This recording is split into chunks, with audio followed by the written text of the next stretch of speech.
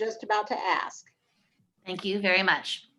I get so excited when I see all these beautiful faces that I just always forget to hit record. It is now recording. So I'd like to take a few moments to introduce our great panelists for the day. And you are going to be just impressed by the amount of knowledge and the commitment to working with sellers that they are going to provide. So first, I'd like to introduce Amber Traub. She is coming from the Northland office. I have Becky Hopkins, and she's coming from our Plaza office. Kylee Fishwick from our PV office, Prairie Village. And Lisa Rubin, she is in the College Park office. You guys, thank you so much for coming and taking time out of your busy schedule to be here with us. So we have been building up each week, adding on to our knowledge. We've been talking about the Ninja 9. We have been talking about, I am going to turn my phone off. There we go. We've been talking about how to use our database. And I did give everybody that was on our call last week on Friday a challenge. So I want everybody to take a quick moment and put a thumbs up or a yes to everybody who did their calls on Monday. So that was a challenge to everybody who was with us on Friday. So I hope to see a lot of whys, a lot of yeses. So we talked about the Ninja 9 and how crucial they are to our mindset. I would just want to take a minute and ask the panelists today if they do the Ninja 9s, and if they don't do them, how many do they do? Kind of just a little bit of, if they want to share a little bit about how they approach their mornings. So I'll start with Kylee. Kylee, do you do the Ninja 9? Hi. I definitely do a variation of the Ninja 9 every morning. It just helps start my day on the right foot. I don't read a lot of nonfiction, just to be honest with everybody, but I do read enough. And one of the quotes that has always stuck with me is that the first hour of the day is the most important hour of the day. And so I do wake up earlier than anybody in my house, and I take the dogs out, and then the next 45 minutes are mine. And so I do my affirmations every day, usually Monday through Friday. To be honest, on the weekends, I don't normally get to it. That's hopefully my sleep-in days. And I do send cards. I am a regular card sender, but I don't always do 2 a day. You know, it's more what's happening in my world right now that somebody needs a card. I missed a birthday or somebody's going through a hard time. And I do talk to people all day long. I'm like queen of the 5-minute phone call. People probably try to text me to get away from chatting, and I just like pick up the phone and buzz them. So that's kind of my variation of the Ninja 9. I do look at my hot and warm list every week. I kind of can't remember the name of this, but I did my Ninja installation last year, just for everybody that's on the call. So this is my first year kind of doing it of my own effort. And I made my 2021 list of, is it like our wish list? It's our life list. Yes, I did the life list. And as I write my affirmations, I look at my life list. And that's really helpful because it kind of reminds me why I'm doing what I'm doing every day. Well, that's great. Oh gosh, those life lists. That's a terrific thing to think about. So I'd like to move on if it's okay. Thank you for that great knowledge. Becky Hopkins from Plaza. So what about the Ninja 9 for you? Do you do them every morning? And if not, like, how do you approach them? I do a variation as well. So I do the exercise and gratitudes, affirmations. The reading, I decided to allow podcasts to take that as part of the reading, because it is hard. I prefer fiction as well. But that way, like if you're out, you can kind of do 2 things at once. There's a Ninja Selling podcast, which is fantastic. I highly recommend it. So if you're walking the dogs or working out, I'm kind of doing both. I'm not as good at the phone calls. I'm more of a texter, but when you do make them, they're really kind of phenomenal. I was on one yesterday for half an hour. Wow, that's great. It was a birthday call, and it was wonderful, well received, and they were great. I do my customer calls, and I have not really done the real estate reviews. It's probably a good idea, but I've set a lot of my clients up on a monthly thing with the home suite. Used to be home whatever, so I always felt like they're getting some of that information. So Sure. No, that's actually, you're right. so Thank you so much, Becky. So Lisa, how about you? Ninja 9, do you do them every morning? Well, I'm more of like a Ninja 4 or 5, probably. I do try to set my use a bit of mindfulness right when I wake up, just to kind of clear my head and start the day. I just hear that Terry over and over my head saying, get up, dress up, show up. So I start my day just in that way, whether it's at the office or at home. And I usually start by looking at the day by looking at my business tracker, which is the single best tool ever. And it reminds me of I try every week to contact everybody on my hot list, put a check mark by them. I have a daily list. I do write the notes. The readings, I just started this. I walk about 4 to 5 miles every day. It's my therapy, just to kind of get away from the house and get outside regardless of the weather.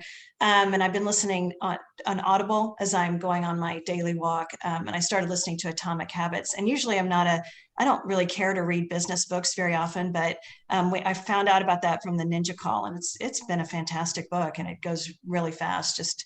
That's been really interesting. So that's something I picked up from these, just a tip from listening to other people in these sessions. Well, thank you. Thanks for sharing. Amber, how about you? Ninja 9, Ninja 4, how does it apply to your day? Yeah, I think I'm kind of a blend. I'm a big gratitudes, affirmations person. Just like Lisa, I take my dog for a walk every day, and then that's kind of my time to scroll through those, go through those. I don't sit and write them or anything. I know that sometimes if you see them, they say it's more impactful, but I try to do that. But for the show up, I'm an office person. I have a full-time partner, and we have a full-time assistant in office. So, and I think for the newer agents, I know 2020, it was quite difficult, but I learned so much just being in the office, being around other people. So that's really where I started.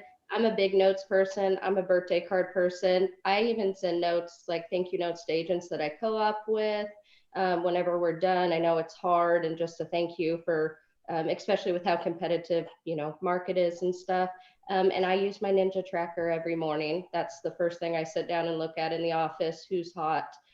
Who's warm, who do I need to reach out with? My calls, depending on how busy I am, I'm more a slide dial gal. So I try to touch base with any clients that I'm interacting with, leave them a voicemail. I use the Later app and schedule all of my texts throughout the week. So in the morning, I can just click send, and it's reached out to everybody. So I just try to have some structure in that. That's great. Well, thank you so much. So just some quick overview of what we just talked about. It sounds to me like to be a successful ninja, you need to make sure you have an agenda, and you need to reference that tracker, use it or a variation of it. Get up, dress up, show up. And then last but not least, Amber did mention slide dial. If we will put that in the chat room. If anybody's not using that, it's a great tool to reach out to people when you have a minute, but you don't really want to talk to them, but you just want to let them know you're thinking about them. So I want to take a minute and just ask, how did Ninja impact your business? So pre-Ninja, post-Ninja, how did it financially impact your business? Did anybody see a difference? Lisa, let me ask you that question. Did you see a difference in how it impacted your business financially? I would say, and I know this sounds corny, but it really changed my life, honestly, not just with business, but how I live my life. I think before I was just kind of getting by, and I did okay. And then once it taught me a system of how to plant seeds, how to get deals, how to grow your database. And then that I've done Ninja, I think 4 times. I've been in the business 16 years, and I started, I think it was 8 years ago, maybe, that I started it, did it for the first time. And it was like a light bulb going off. It has just been, financially, it's, my business has grown huge. And I'll tell you kind of a funny story was the first time I did Ninja, Terry's, walks you through this exercise about how much do you want to earn if you want to save, to save and all this stuff. And I had a number that was just pie in the sky ridiculous. And this year I met that goal 8 years later. So, and I like looked at it, I had to do a double take. I couldn't believe that I actually just, it happened. And it was from using all those a lot, not everyone, but most of the principles that I learned in Ninja. Oh my gosh, thank you for sharing that.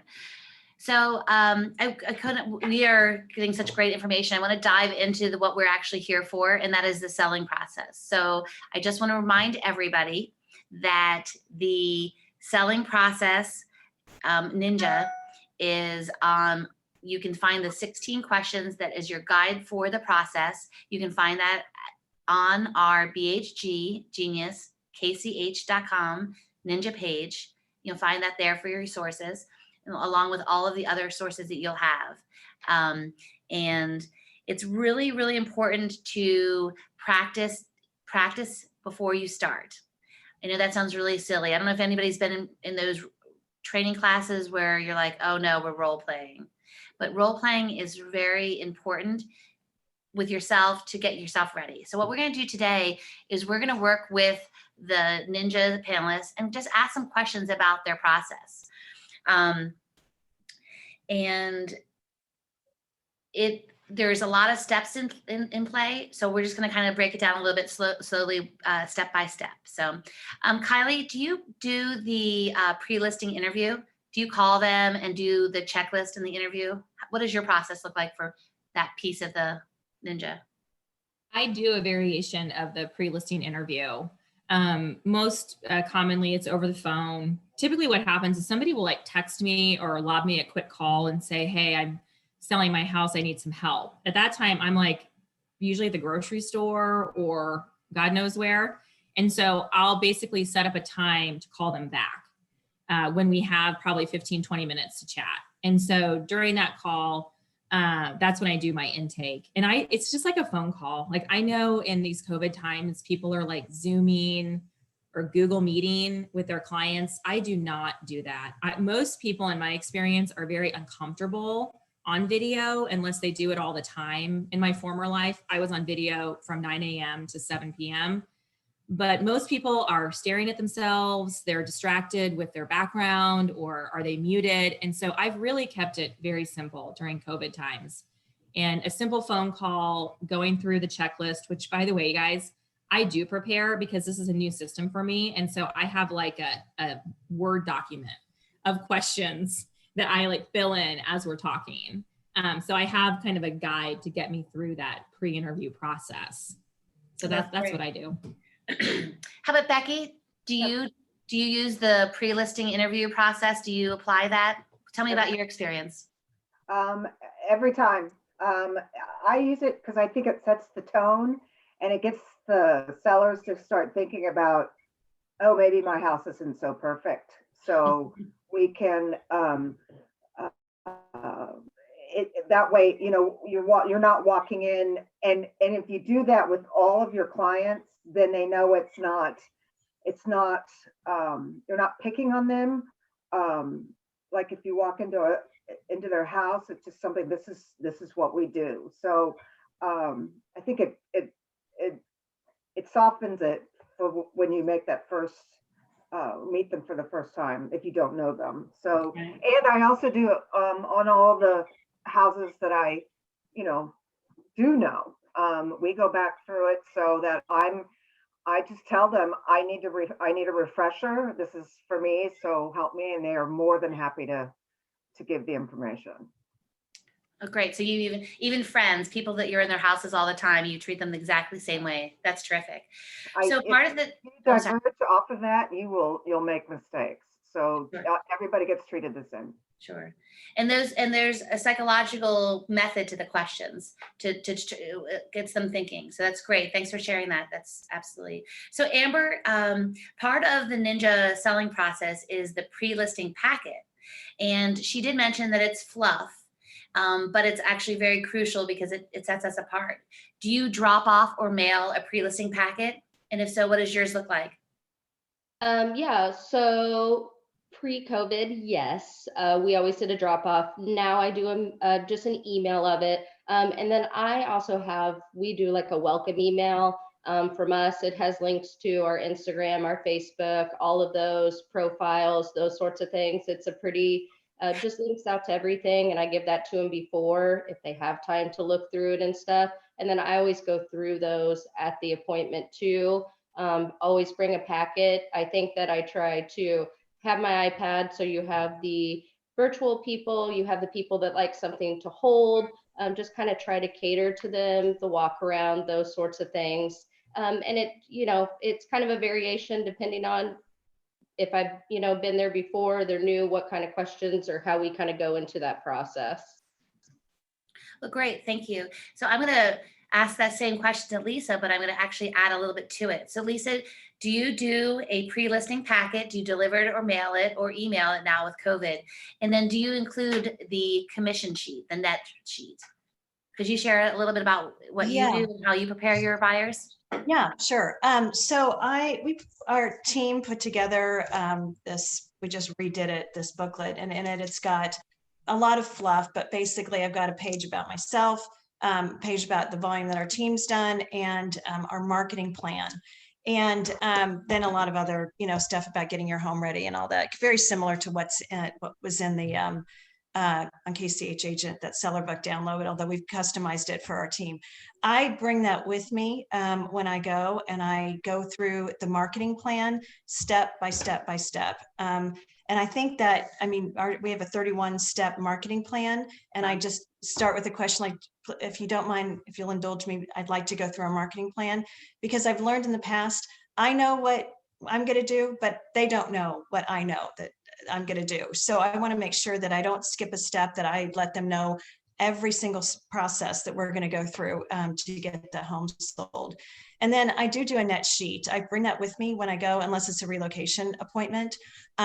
I usually do a range. Like if I think the house is worth between $600 and $700, I'll do 2 sheets at $25,000 increments. I don't always I leave out their mortgage amount, because I just tell them taxes and what you owe on your mortgage are not included in this.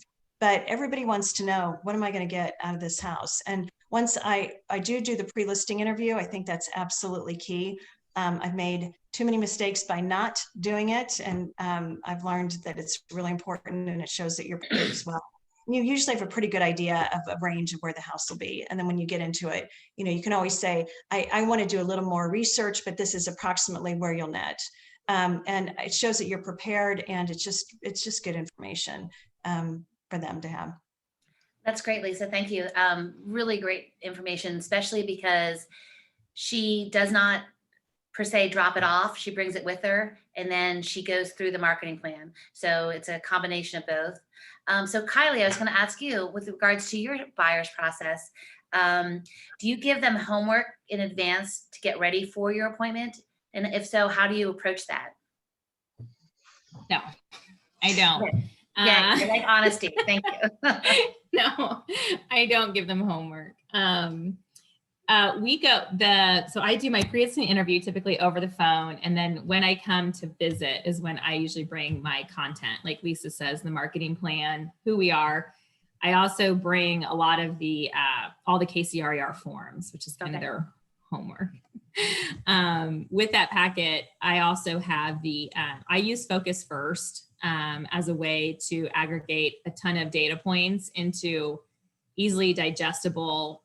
They come out as slides, I guess, that inform them about their neighborhood and what the process may look like as we enter it.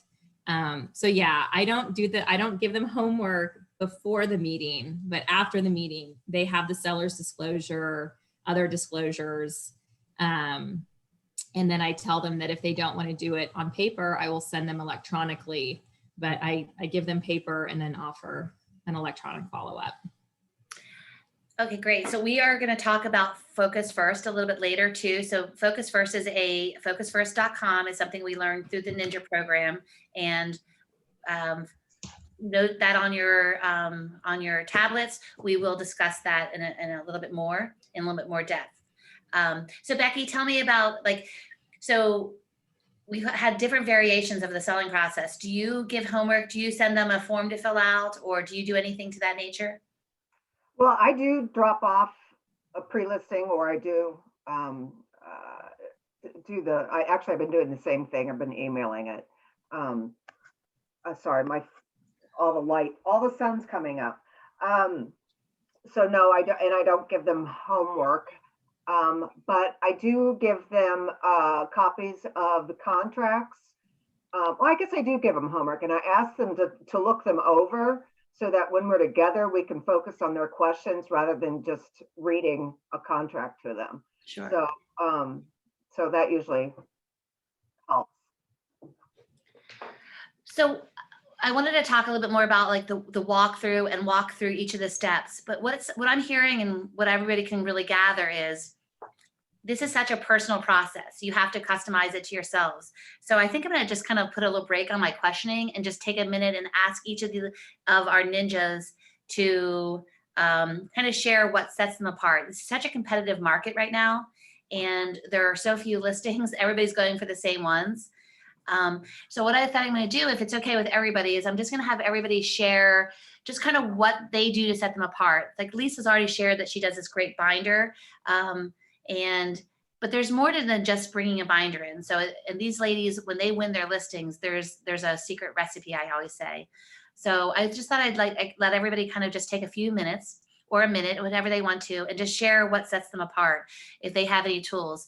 And like when I'm going to probably, if it's okay with everybody, I'm going to start with Kylee, because she mentioned focus first. And then you may start hearing a trend and same habits and patterns in each of them, which really will actually solidify how important these steps are, because they are successful. So Kylee, if you could just take a minute or two and just share your process. You've already shared the beginning of it. Mm-hmm. But is there any part of it that really you customize that sets you apart, that you do differently? Share a little bit more about focus first. Just whatever wisdom you'd love to share with us. I do think the focus first sets us apart as agents. It isn't proprietary, so of course you could be competing against another agent that's using it. But I have seen a lot of other presentations by way of just having my friends pass them to me that other agents use. And it's kind of baffling to me how much just stuff gets thrown at these sellers, like listing sheets. You can't even understand why they're relevant. And it's just like, they bring in these giant binders and sellers are like, oh my gosh, just please help me understand what's most important. Which generally tends to be like, how long is this process going to take? What am I going to get for my home? And how are you going to really help me sell my home for the most amount of money? And so the focus first really helps answer the two questions very succinctly with some of the charts that they're able to present. So I definitely, and I'm kind of a data nerd by trade, focus first has helped me because I used to basically customize all this using Excel and charts and PowerPoint, but now focus first offers a very easy tool. So I think that definitely helps me set apart and just speak in a common, easy to understand layman's terms about how we're going to sell your house. I would say that. I would also say when you're with your sellers, the way that you talk to them about their home is so important. I cannot tell you how many times I have been told by a seller, I gave you my listing because you had the same feedback about the work that needed to get done, but you said it in a way that didn't make me feel humiliated or embarrassed about it. Like I had a contemporary house I had to sell, which is harder in our more traditional market. And I had a very well-known kind of #1 team leader come in and really disparage some of the finishes that needed to be redone to neutralize them. And it was just a non-starter for this client. And I've had other clients that might have Victorian art collections that they're so proud of. And I remember saying, we really might want to neutralize some of these spaces by removing some of your beautiful collection. And she said to me, thank you so much for referring to it as my collection. She's like, because I have worked so hard and I've had other agents come in here and kind of wrinkle their eyebrows at it. So I do think that there's a manner that we speak to our clients that needs to be, very respectful, almost like we love their homes like they do. And that's definitely served me very well. Thank you so much for that great insight. One quick follow-up question. We are going to be talking on Friday about Focus First, so we don't need to go into the mechanics of it. I just wanted to find out, do you pay something for it? Yes, I did the monthly fee, which I think was $25, and now I just pay the annual because I use it all the time. I also use it for my neighborhood reviews, by the way, which I know we'll talk about more, but I use Focus First for a lot of different use cases. And is it worth your investment? Have you found it to be? Absolutely. Great. So the same question. So Becky or Lisa, it doesn't matter. I'll just start with Lisa first, if it's okay, because kind of bounce it around. Lisa, tell me about your interview selling process, any part of your process that you would like to share that really sets you and your team apart. So maybe some words of wisdom. Well, Kylee had some good information. I mean, I like that to be, I mean, it just seems to go, it should go without saying to be respectful when you go into someone's home, but it's little things like take off your shoes. That shows that and also some cultures that is very, very important, but I always offer to take off my shoes. In our marketing plan, I point out some things that we do that are unique. We do a lot of things with video and social media that I think are unique for our team. And also, I think your enthusiasm and your passion for what you do will show. I've had several people say, yeah, I had a few agents come in and they just didn't seem to like my house. And you don't have to like every house, but you have to show them that you like what you do. And, point out things that might be important to them that, like Kylee gave again, another really good example. They picked out that wallpaper. They picked out, their paint colors and all of that. So, I try to be complimentary when I do see something, even lots of natural light or whatever. But I think preparedness is so important. I always bring with me comps. I also print out the pictures of the comps, like you go into thumbnails and MLS and you print out the pictures. I attach that to the listing sheet. Sometimes the iPad, especially with COVID right now, is not conducive to sharing and looking at pictures and so on. So I show them how many days it took to sold. I circle the items because the listing sheet is very difficult to read. The sale price, the list price, how long it took to sell, and this is what the pictures of the home look like. And then I usually leave that with the client. And that way that shows that you're prepared and that you really know the market, that you took the time to find good comps and what they are. And then I also make sure I really know what's going on in the neighborhood because they are sure as heck going to know what the house down the street sold for. That was their friend's house, they were in it. So make sure that you really know the neighborhood before you go in the house. Great advice. So Becky, tell me a little bit that sets you apart. What is your process approach? Some things that you may want to share that's different than the Ninja 9 or Ninja 16 steps. We do one of the things I send over is a pre-inspection letter on the value of pre-inspecting your home and getting the work done prior to it going on the market. So I guess that would be their homework. But I am if you've been in your house more than like 4 or 5 years, then there's going to be things, and you try to kind of prepare them for that, because you have your pre-listing, listing, and then you have your contract to close. And so by having that discussion with them up front, and how can the seller be in control? We always want to let them be in control. We're in charge of the process, but they're in charge of the decisions. And how can we give them the most information so that they feel like they're in control? Because I hate contract to close when there's surprises, and they happen all the time. So the more we know, the better prepared they are. The other thing that I preview a ton of houses. So if I set the appointment, and then we will go, in a few days out, I'll preview as much as I possibly can, and we preview their neighborhood, it's hard in this market because nothing's lasting very long. But I also go outside that neighborhood because buyers are not just looking in that one little area. So you need to know what's going on so that when we put their house on the market, we know that they're going to be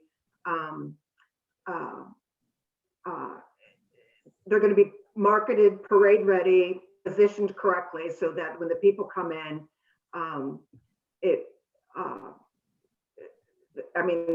it's going to rise to the top. So we do a lot. We talk a lot about before it hits the active. So what and the other thing I also have been encouraging people to do is put on a home warranty. I've been using First American Home Warranty so that if anything happens, they can use that warranty. So that, we're trying to, there's a little bit of money up front, pre-inspection repairs, warranty, but it will pay off. And so those are just some of the things that we do to set. I use that Focus First 100 years ago. It's got to have been improved. So I'm going to go back to that because that is a great tool. Oh, that's great. Becky, thank you. So Amber, so can you kind of continue our conversation, talk about your selling process and what sets you apart and some tips or tools like we've learned already. These are great. What are you doing? Yeah, so I'm usually a 2-meeting person. I'm a kind of believe at the kitchen table. I like the relationship aspect so much of it that when we start, our first initial meeting is usually 30 minutes. That's the walk around. Those are kind of the questions. Tell me about your home. What do you like about your home?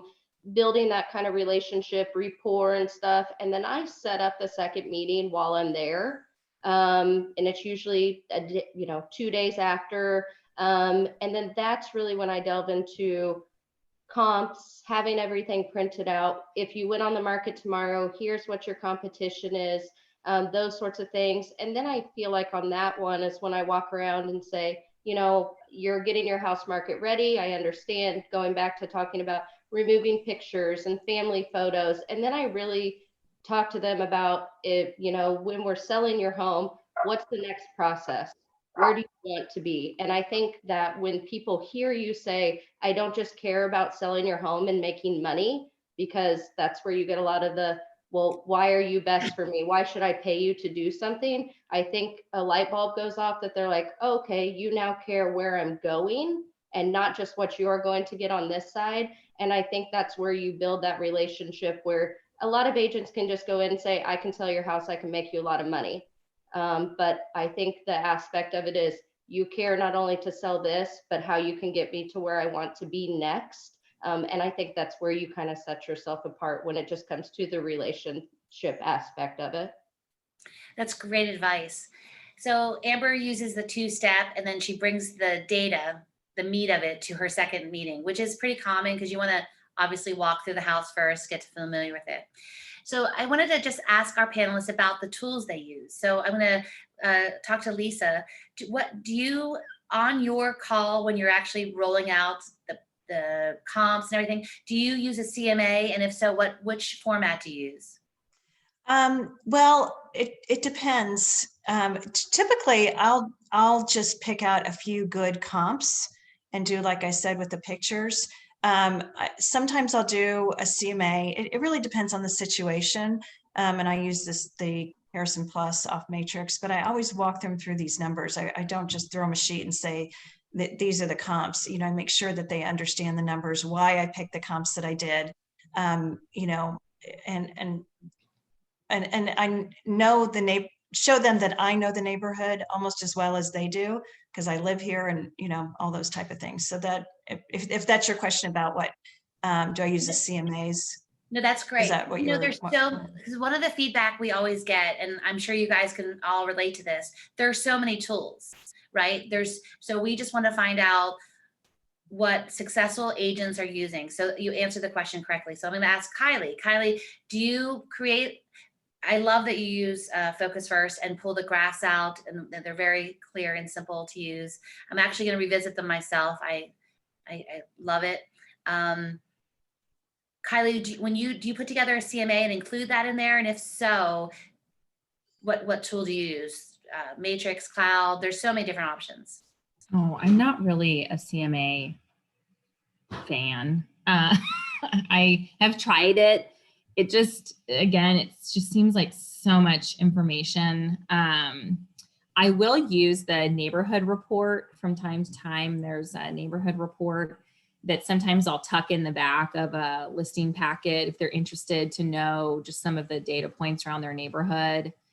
If I'm doing like a little market update, which I just tend to do quarterly for my kind of top tier clients, I'll tuck the neighborhood report in. I also amended, I think Lisa said this, the seller's book on KCH Agent, and I took a PowerPoint template that was mostly green. It's like the green based one, and it's what do you call it, portrait style. And I just customized that, a couple pages that go in every seller book. And so it's a little bit, makes it more rinse and repeat for me. I can change a little bit of it, but kind of 80% of it is already there for me to complete. Well, that's great. So you guys, I want everybody to understand that we are learning a lot of tools. So I am keeping note, and I'm gonna learn about which market a neighborhood report Kylee does, and then I'll share that on Friday. So I just want to make sure that we get to all of our questions.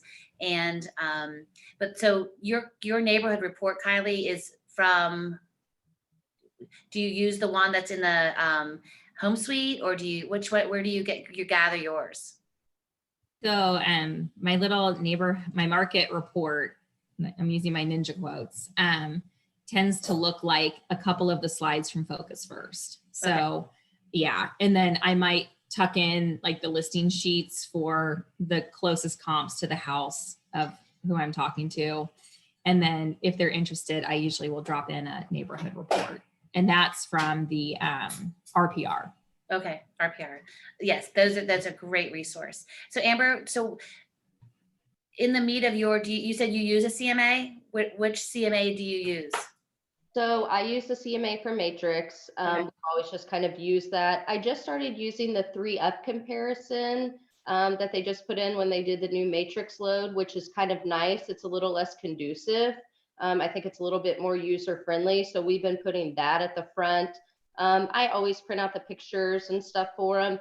And then usually the ones that are competition or just went pending, we do the showing time report just to show how many showings there were, and just kind of say, why do you think this, and those sorts of things. If you have somebody that maybe needs to do some updates or some little things, I show them, this house went under contract in 48 hours, are there things that you like about it? And then I just get them thinking about their house, and that kind of eases sometimes into the conversation of realistically what they need to do.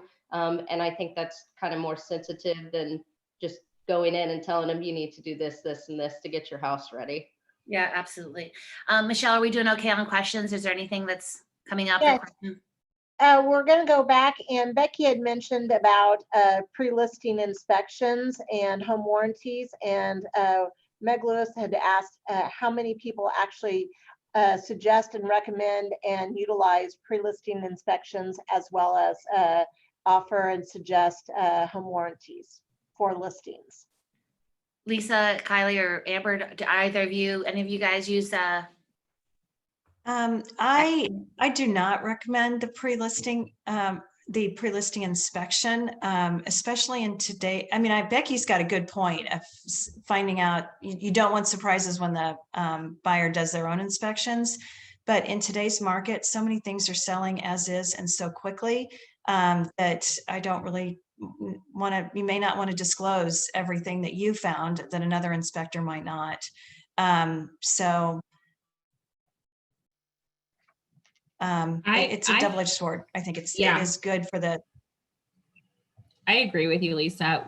I've used it a couple times, mostly when somebody is in a house that like they've been in for 50 years and we're pretty sure that there's going to be some problems. And that seller has indicated that they're willing to kind of do the work on the inspection. Because to Lisa's point, if we have an inspection that uncovers some bad news and we don't address it, it's just not going to serve us well once we get active. I've also, from time to time, just especially for homes, again, I don't do pre-inspections categorically, but I've recently been doing a lot of family home sales where mom and dad might have passed, or maybe they're living in a senior care center now. And so I'm working with the siblings, house may have been vacant. In those situations, I do tend to have like a mold company come in and do like a pre-inspection to see if something's gone wrong. And we'll look at some of the more significant stuff. I've had a plumber come in to do a sewer line inspection, just the biggies, to make sure we really don't have a significant problem on our hands. And I saw a question in the chat. I don't pay for those. Those are all seller paid inspections. Yeah, I don't pay for anything. I don't either. Except for my marketing. That's it. That's very smart. You can get into a trap, right?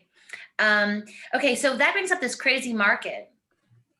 Lisa really did bring up a really good point. So Amber, in this crazy market, and I know it's all over the city, have you had to change, condense, or rework any of your processes, or do you still stick to everything, even though the house is going to sell tomorrow or in an hour? We have not changed anything. We still go through both of the meetings. We go through the process. We still do our photography. We still do our videos. That's just a standard that we've set for ourselves, and we don't want to deviate from that. I don't want to go in and snap pictures of somebody's house, because I just don't think that's not the level that I would want my home represented, and I want them to feel the quality of what we're giving to them. I think that's important to them. The only thing I think we've maybe have modified is just being very precise on our pricing, seeing where the market is, seeing where the other homes, mostly everything is highest and best. What is the percentages that it's going over? Are we realistic in that, and trying to not be an appraiser, but think somewhat like an appraiser? You know, if we get an offer, what are the 3 we think he's going to use, and just try to be realistic with that. Knock on wood, we've had everything appraised out, but I know kind of toward the end of the year, just from hearing from around the office, things were getting so high, the market hadn't caught up to that, to have enough closed or pending to be able to get to some of those numbers. And they were taking the highest offer, but maybe it wasn't the best. And they were having some appraisal issues. So we just try to have that conversation with them. And sometimes we price a little bit lower, just knowing where it's going to go and where that ceiling is. Mm-hmm. So Becky, has it affected you and your process at all, this crazy market?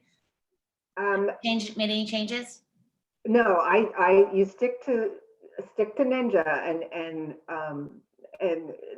it just all falls into place. I think you really focus on counseling and expectations. So again, I'm in the same price it right. Don't just throw whatever willy-nilly on it thinking that's going to happen. If you price it right, then maybe you will be in a multiple offer situation. And then when you're in a multiple offer situation, you know, we have a spreadsheet, we kind of follow that out. What are the pros and cons of everything? It's not always the highest price. Can the buyer perform?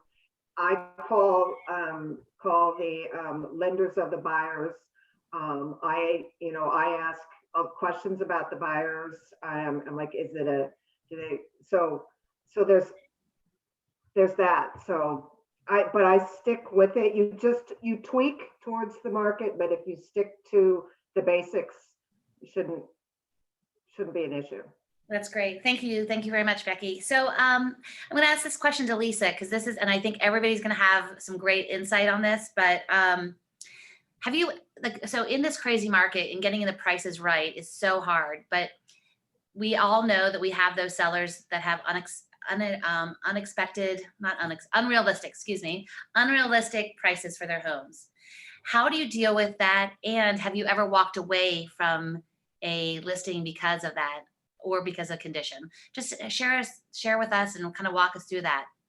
Yes and yes. You know, if somebody's, even in today's market, if somebody is really unrealistic about the price, like, that it's a $500,000 house and they think it's worth 750, and they're adamant about that, even after you've kind of talked with them and shown them the comps, I don't want that listing. What's going to happen is they're going to be mad at you because they didn't get the number they want. They're going to hire somebody else after they've kind of chewed you up and spit you out, that is probably going to sell it at the price where it should have been. And I've told people this doesn't happen very often. Most people, thankfully, that I've been able to work with are pretty realistic, but on that rare occasion, I just said, I'm probably not the best agent to sell this house, because I don't want to spend my money and waste my time doing that. So, there are a few. It's happened rarely, but occasionally it's happened. I've had to do that on the buyer side too. If the person was we're not getting anywhere.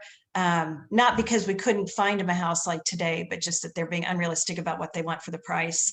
But fortunately we got better things to do with our time. So Kylee, how do you set the stage? So you have an unrealistic buyer with price, and because of the crazy market, you work out a price that you can agree on, but you still feel maybe it's a little bit higher.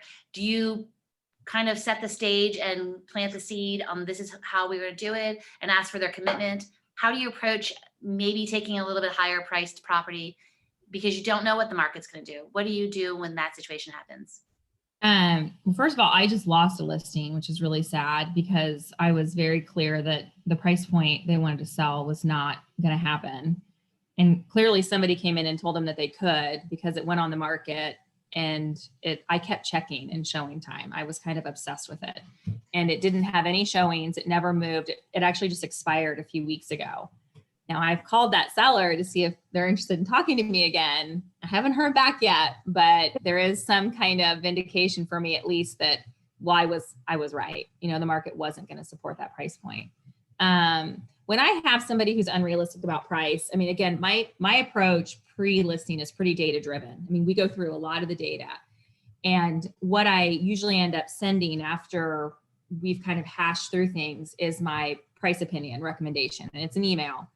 And I kind of lay out like 3 bullet points, why I think this is the appropriate range for the house. And I always close by saying, this is your financial investment. So this is your decision.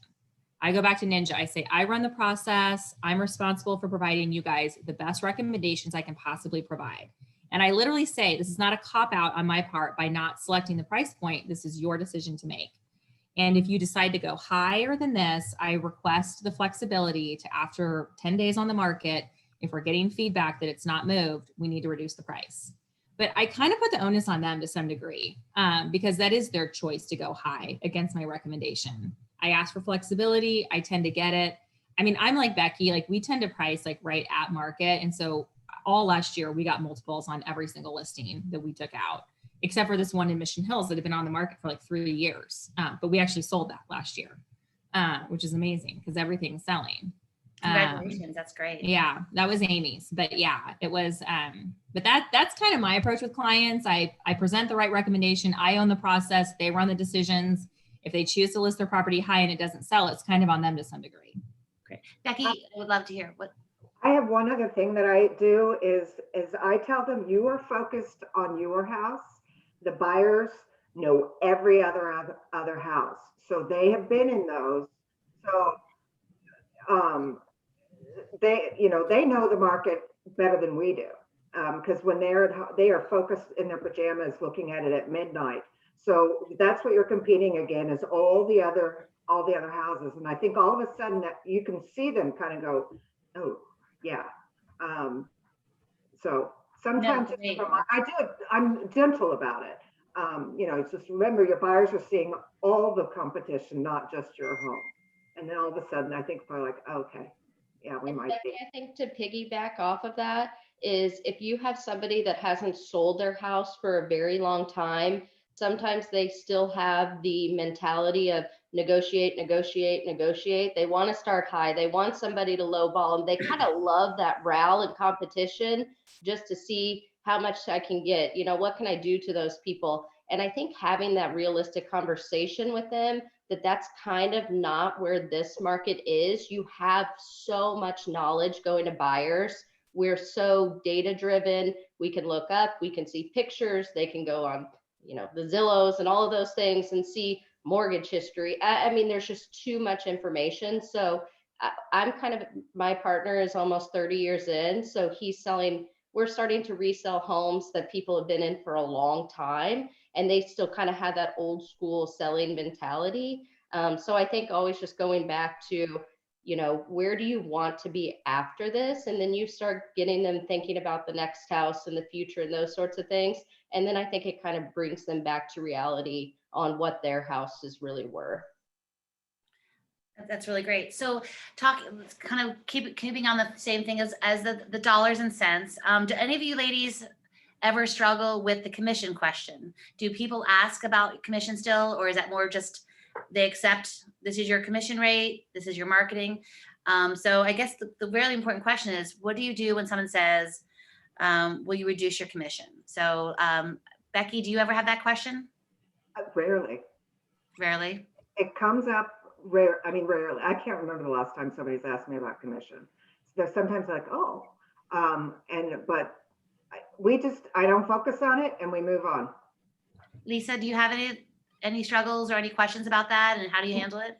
Yeah, thankfully, it really rarely happens. I think after I go through this whole marketing process of every step that I'm going to do, I prove my value. And then the clincher is I bring out that net sheet, and it's got on it the listing commission, the buyer's commission. I let them know it's 3%. It's split evenly both ways. And I also kind of let them know to a side, not every agent splits it evenly both ways. It's very important that I think it's fair that the buyer's agent and the listing agent get that. The numbers are all right there. And so you've kind of made it as a matter of fact instead of a question. That's great insight. So we are actually, can you believe it? I told everybody it flies by, and it does. We have about 4 minutes left, and I think we got to the meat of our questions. So just a quick update on Friday. So I am going to reach out and get a lot of tools.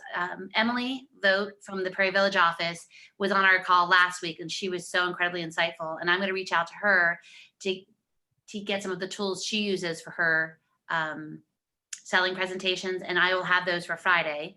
And then I will get with each of these ladies and ask them if they would be willing to share any of their marketing plans, whatever they want to do.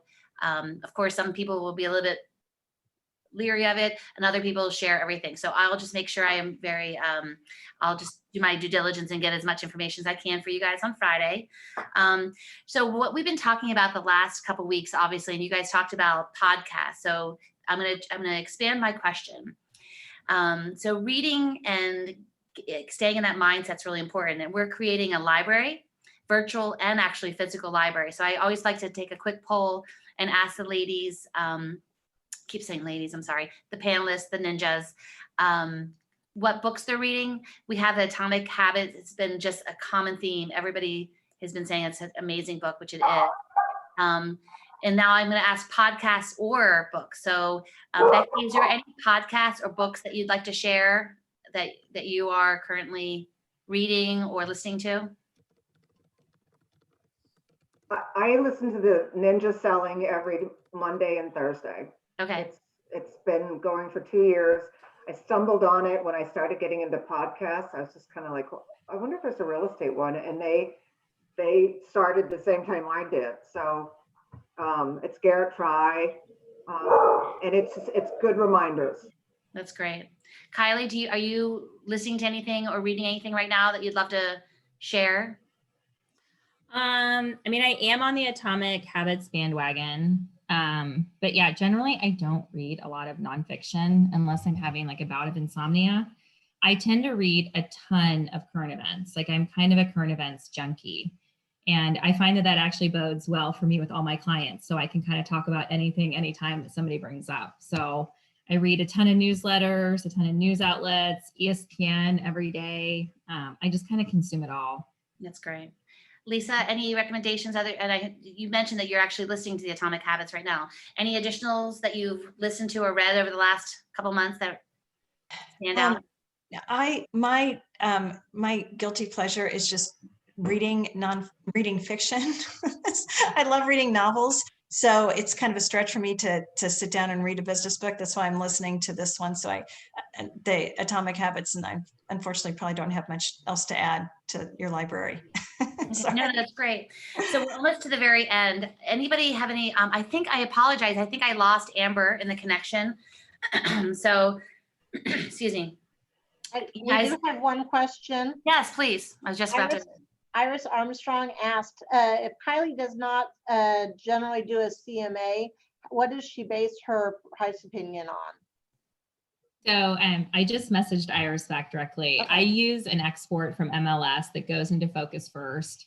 And so I do use Focus First for my pricing opinions. They have what's called the scattergram, which is such a weird word for clients to process. Yes. I just call it the fair market pricing chart. And then I mentioned I'm kind of a nerd about data. I do a export in MLS and it dumps it all into a CBS file. And I basically will average all of the columns of data so that at a very quick kind of right at my fingertips, I can see the average list price, sales price. I do a really quick price per square foot formula. I average out days on market. I average out lot size, interior square foot. So I kind of have all of that data at my fingertips. I can join on Friday, Rebecca, if I need to help explain some of my tools. I know everybody kind of has their own methods, but if anybody likes Excel and wants me to teach them how I do my exports, I'm happy to do that. Actually, I was just going to say that, Kylee. I love exporting data into spreadsheets. That's actually one of my favorite things about this job, which is probably not a good thing, but I love that. So we will go over that on Friday on how to export and manipulate it. I see that I have Amber back. Amber, if you want to unmute yourself, thank you so much for joining us. And I wanted to ask you, do you have any recommendations on books or podcasts or anything that you've been working on lately or listening to? Yeah, I just actually read a great book. When I saw your email, I put it on my notes. It's Your Second Life Begins When You Realize You Only Have One. Wow. And it's by Rafael. I'll probably butcher the last name, Giorno. I'll email it over to you if you want to add it to the list. It's excellent. I'm more into life books and stuff than business books. So I listen to just a lot of audios and everything. And then I'm kind of a Ed Milet, Grant Cardone kind of fan. I'm a little bit sometimes more in your face. So I'm a big podcaster of those. All right, ladies and gentlemen, I promised everybody that we'll always end on time, and we're just about a minute after. So it's very important to me that we do honor that and respect everybody's time. So all I can tell you is we have a lot of great things to go over on Friday. So I hope you guys join us Friday for the tools part of this week. And it will be from 12 to 1 o'clock. And I'll send out a reminder in the morning. This has been a really huge benefit to me, and I hopefully all the other people that are in the process of trying to get more listings. If you guys have any more questions that you want us to address, we send them to training@kansascityhomes.com, and I will include them to Fridays. And I actually will reach out to some of these great ninjas and see if I can have them join us Friday. So hope all is going well this week with you guys. It's stay warm. It's supposed to get cold, and hopefully this weekend will be a huge win for the Chiefs. So thank you guys, and I really appreciate all your time. Bye guys, thank you.